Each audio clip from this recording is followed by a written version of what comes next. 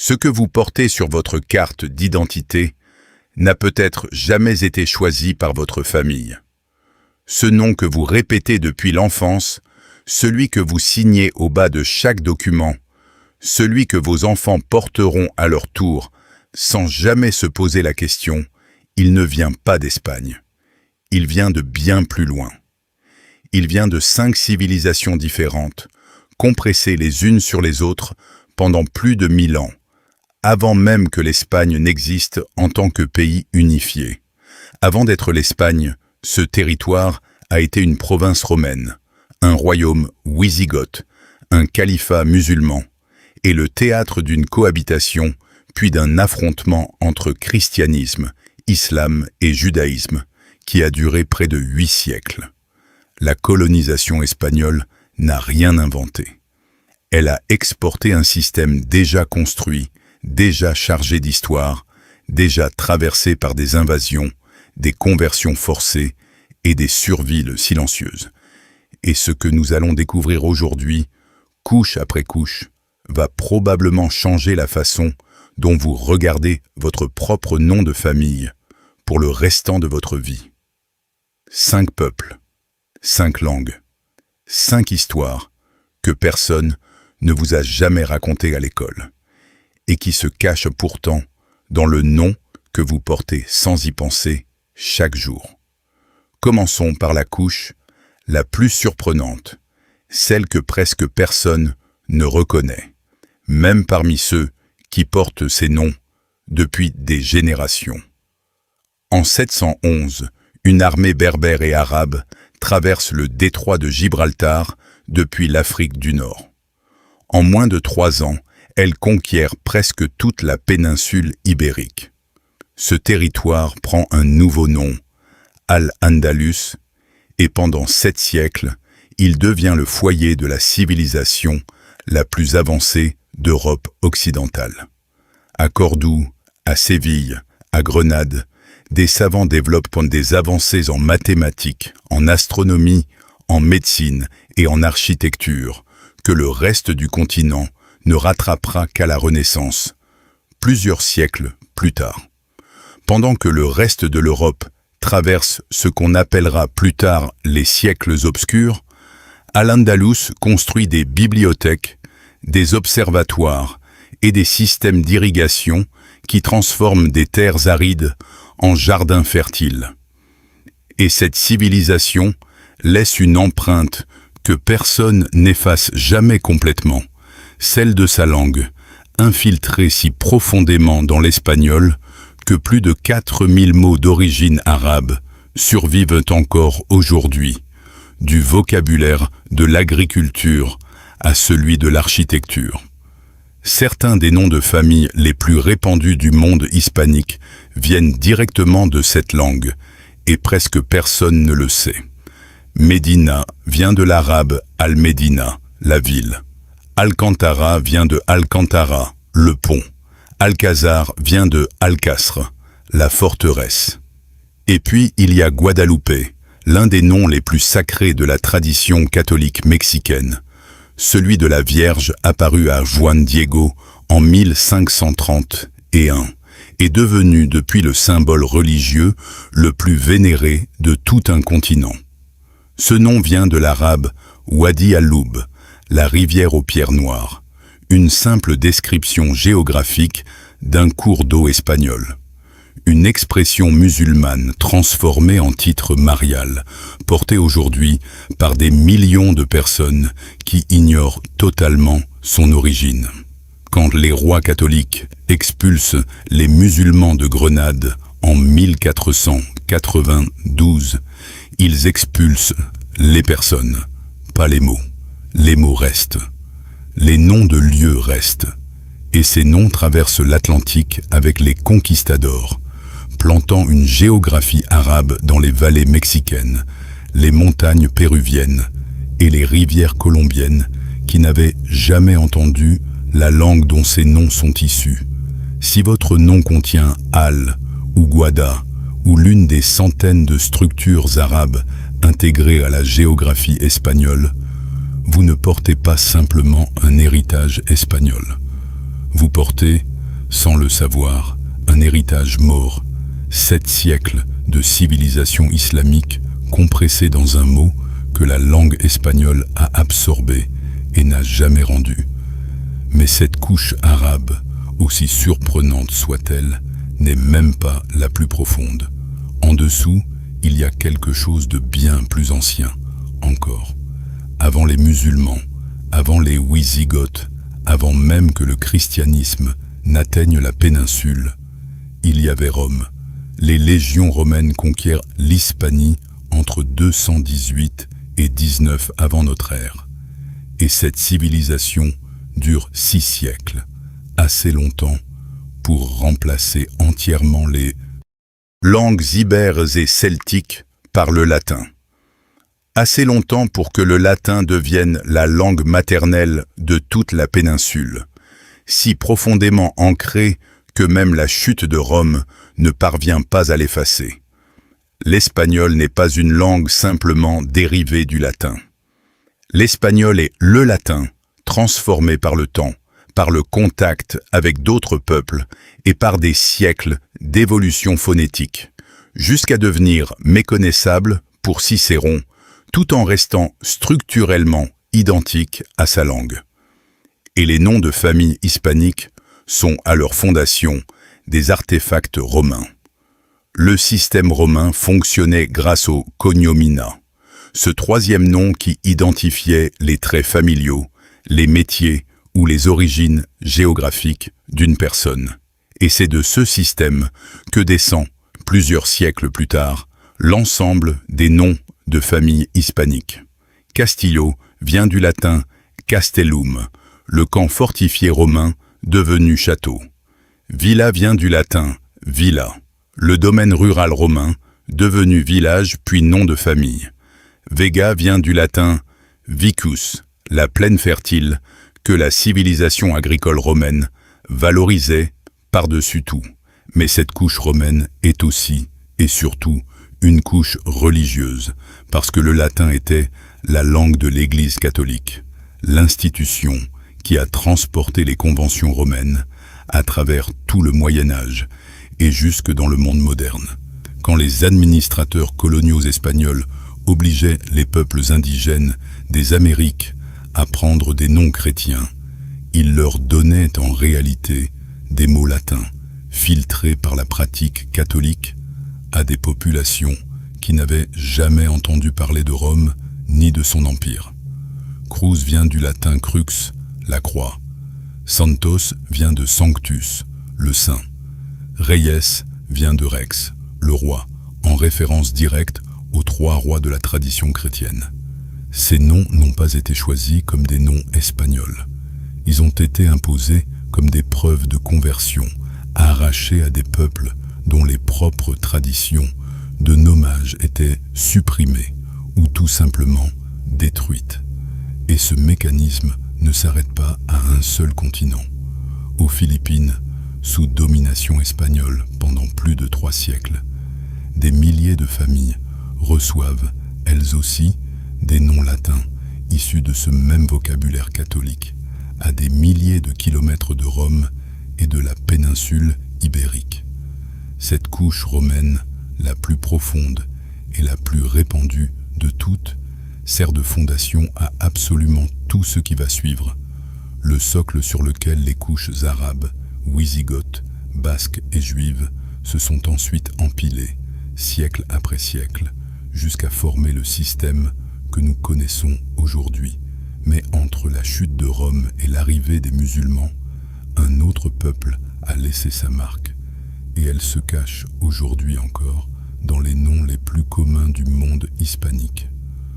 Entre environ 418 et 711, la péninsule ibérique est gouvernée par les Wisigoths, un peuple germanique venu des steppes de l'Est qui avait longtemps servi dans l'armée romaine avant d'établir son propre royaume en Hispanie après l'effondrement de l'Empire d'Occident. Près de 3 siècles de domination germanique laissent une trace précise et parfaitement identifiable, principalement à travers les prénoms qui deviendront plus tard des noms de famille grâce au système patronymique, ce mécanisme qui transforme le prénom du père en nom de famille pour ses enfants. Rodrigo vient du germanique Rodrik, qui signifie gloire et pouvoir. Fernando vient de Fritnant, paix et voyage. Gonzalo vient de Gundi Salvus, bataille et salut. Ramiro vient de Radamir, conseil et renommée. Ces prénoms germaniques entrés dans la péninsule avec les Wisigoths, adoptés par la population de langue latine, puis transformés par la phonétique espagnole, deviennent la base des noms de familles patronymiques les plus courants qui existent aujourd'hui. Rodriguez, fils de Rodrigo, Fernandez, fils de Fernando, González, fils de Gonzalo, Ramirez, fils de Ramiro. Parmi les 5 noms de famille les plus portés du monde hispanique, Garcia, Rodriguez, González, Fernandez et Lopez, plusieurs contiennent à leur racine un prénom d'origine germanique. Les noms les plus hispaniques qui existent portent en réalité l'héritage d'une tribu germanique qui a gouverné l'Espagne pendant 3 siècles avant d'être conquise par les musulmans en 711. Les Wisigoths, en tant que peuple, en tant que royaume, en tant que civilisation, ont disparu depuis longtemps. Leurs prénoms, eux, sont devenus les mots les plus prononcés de tout le monde hispanique, portés par des dizaines de millions de personnes qui n'ont probablement jamais entendu le mot Wisigoth de leur vie. Et justement, le nom de famille le plus porté de tous, Garcia, ne vient même pas des Wisigoths. Il vient d'un peuple encore plus ancien, un peuple dont la langue ne ressemble à aucune autre sur Terre. Les Basques sont considérés comme le plus ancien peuple survivant d'Europe occidentale. Leur langue, l'euskara, est un isolat linguistique, sans lien connu avec aucune autre langue au monde. Elle n'est pas indo-européenne, elle n'est pas sémitique, elle n'a aucun rapport avec le latin, avec l'arabe ou avec les langues germaniques qui ont traversé la péninsule au fil des siècles. Elle existe simplement depuis avant l'arrivée même des langues indo-européennes en Europe, un vestige linguistique antérieur à l'âge du bronze, une survivance que rien n'a jamais réussi à faire disparaître. Installés dans une région montagneuse, à cheval entre l'Espagne et la France actuelle, les Basques ont conservé leur langue et leur identité culturelle à travers l'occupation romaine, la domination wisigothique, la conquête musulmane et l'unification espagnole qui a suivi. Une persistance culturelle sans véritable équivalent dans toute l'histoire de l'Europe occidentale. Et leur langue a laissé des traces précises et identifiables dans les noms de familles hispaniques les plus courants. Garcia viendrait du basque Aritz ou d'une forme apparentée, le chêne. Etxeberria signifie littéralement la maison neuve, de Edex, la maison, et Berry, nouveau, un nom de famille aujourd'hui, porté par des milliers de descendants qui n'ont probablement jamais mis les pieds dans la maison originelle qui lui a donné son nom. Goicoechea désigne la maison du haut. Aguirre signifie le lieu qui se distingue, l'endroit visible de loin. Ces descriptions géographiques basques, à l'origine de simples repères dans le paysage, deviennent des prénoms, puis des noms de famille, transportés vers le sud de la péninsule pendant la Reconquista, à mesure que les populations basques participent à cette longue reconquête et étendent leur influence culturelle à travers toute l'Ibérie. D'autres surnoms basques, comme l'Orea, le buisson de ronces, ou Mendizabal, la vaste montagne, suivent exactement le même chemin, celui d'un simple repère naturel devenu, des siècles plus tard, l'identité officielle de familles entières à l'autre bout du monde. Cette couche basque est donc la plus ancienne de toutes. Plus ancienne que Rome, plus ancienne que les Wisigoths, plus ancienne que les musulmans. C'est le socle sur lequel absolument tout le reste s'est construit, le fondement linguistique qui a survécu à chaque conquête et à chaque transformation culturelle et qui se cache aujourd'hui encore dans le nom de famille le plus commun de tout le monde hispanique. Garcia, 10 millions de personnes. Un chêne, un simple mot basque, la racine la plus profonde de tout le système de nommage hispanique, dissimulé dans le nom le plus banal et le plus répandu qui soit. Mais il reste une dernière couche, la plus dissimulée de toutes, la plus douloureuse aussi. Et elle ne se lit pas seulement dans les mots, elle se lit encore aujourd'hui, littéralement, dans le sang de millions de personnes. En 1492, la même année où Christophe Colomb prend la mer vers l'ouest, les rois catholiques expulsent la population juive d'Espagne. Le décret de l'Alhambra, signé le 30 et 1 mars 1492, laisse aux Juifs espagnols 4 mois pour se convertir au christianisme ou quitter définitivement le pays. Environ 200 000 personnes choisissent l'exil. Entre 50 000 et 100 000 autres se convertissent, devenant des conversos, de nouveaux chrétiens dont la sincérité reste éternellement suspecte aux yeux des autorités et dont les familles seront surveillées par l'Inquisition pendant des générations entières. Les noms de famille adoptés, ou plutôt imposés, à la conversion, sont parmi les plus révélateurs de tout le système de nommage hispanique, parce qu'ils étaient très souvent choisis comme des démonstrations délibérées d'une identité chrétienne irréprochable. Cruz, la croix, le symbole chrétien le plus fondamental qui soit. Santos, les saintes de la Iglesia, littéralement de l'Église. Evangelista, de l'Évangile. Mais certaines familles conversas choisissaient des noms plus ambigus, des noms capables de passer pour parfaitement chrétiens aux yeux de tous, tout en conservant, pour ceux qui savaient les lire, une trace discrète de leur identité d'origine. Espinosa, le lieu épineux, un nom possiblement lié à un terme hébreu et associé, dans les registres, aux communautés juives médiévales espagnoles. De Léon, un nom de famille très courant, mais aussi celui d'une région ayant abrité une importante population juive au Moyen Âge.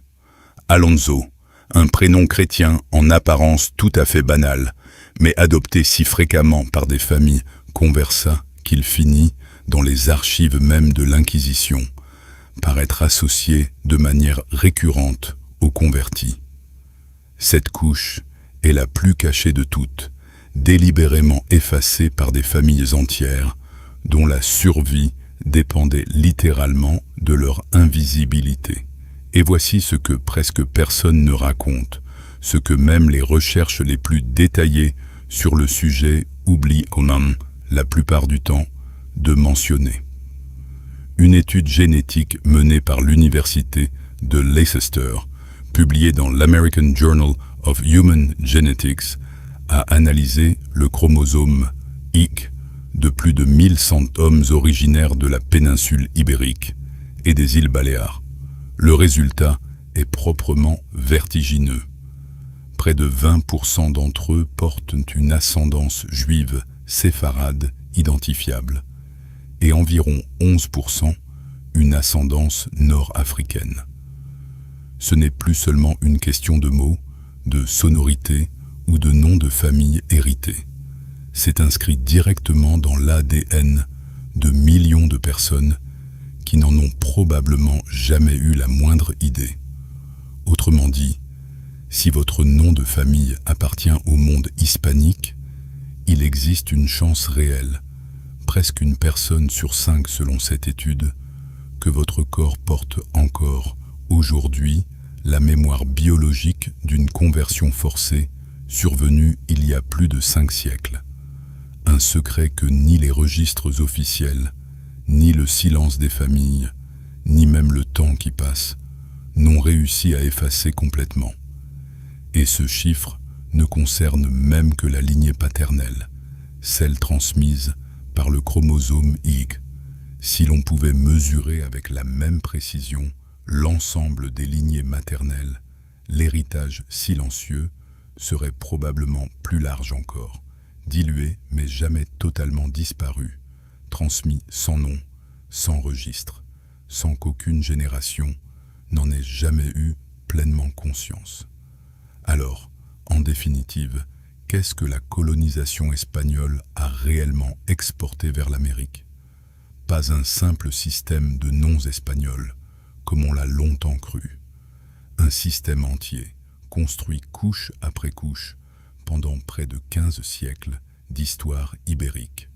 Romaine, wisigothique, musulmane, basque et juive, toutes compressées à l'intérieur d'une seule et même langue que les colonisateurs parlaient sans même en connaître l'origine exacte, ni même souvent en soupçonner l'existence. Quand les peuples indigènes des Amériques ont été contraints de prendre des noms de famille espagnols, on leur a donné, sans jamais le leur expliquer, une géographie arabe, une religion romaine, des prénoms de guerriers germaniques, un vocabulaire montagnard basque, et les traces silencieuses d'une survie juive vieille de plusieurs siècles. Une personne de langue nahuatl au Mexique du XVIe siècle, renommée Médina, recevait sans le savoir un mot arabe.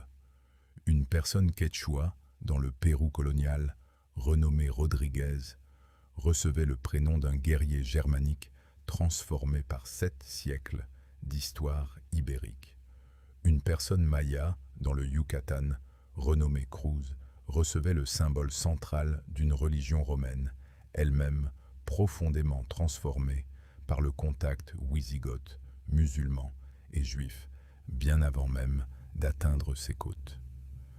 Les noms de famille hispaniques ne sont donc pas, à proprement parler, espagnols.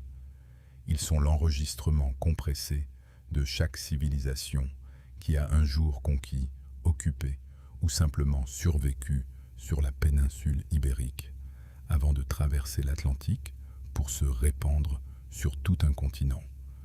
Votre nom de famille n'est pas le début de l'histoire de votre famille.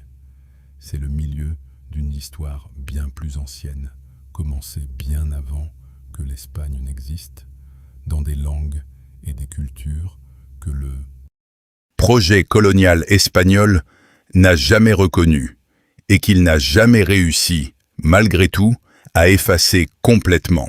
Alors dites-moi en commentaire quel est votre nom de famille et laquelle de ces 5 couches vous pensez qu'il porte en lui. La géographie arabe, la religion romaine, les prénoms de guerriers wisigoths, les montagnes basques ou la survie silencieuse d'une famille juive convertie de force. Et si vous avez déjà cherché l'origine du vôtre et découvert quelque chose que vous n'attendiez absolument pas, écrivez-le en commentaire, parce que d'autres personnes ici partagent probablement, sans le savoir, exactement la même histoire que vous. L'archéologie des noms hispaniques reste l'une des enquêtes les plus riches et les plus méconnues de toute l'histoire humaine du nommage. Et la plus grande partie de cette histoire n'a, jusqu'à aujourd'hui, jamais vraiment été racontée. La prochaine fois que quelqu'un prononcera votre nom de famille, souvenez-vous de tout ce qu'il porte réellement en silence.